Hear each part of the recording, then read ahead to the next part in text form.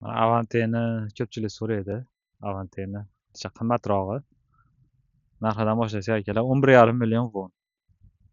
Dollarga 8 ming dollarga to'g'ri kelarkan. Avante AD. AD'lar o'zicha qimmat yuradi. Bu premier pozitsiya ekan. 2016-yil 120 ming kilometr yurgan.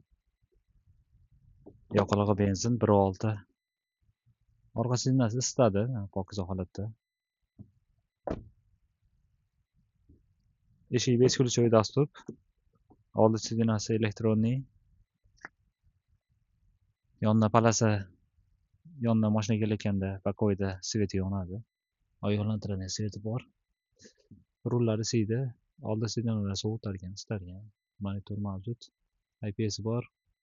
Black box'ni olib qo'yibdi. Mashina lekin ideal holatda. Balonlari ham normalniy, zo'r holatda turibdi, mana ko'rishingiz mumkin. Avante AD so'raganlarga 2-3 kun bo'ldi kirib kelganiga. Ideal holatda. Ancha qimmatroq, bundan arzonini ham topsa bo'ladi, lekin buni holati yaxshi ekan, shunga qimmat. Kimga kerak bo'lsa so'rasizlar.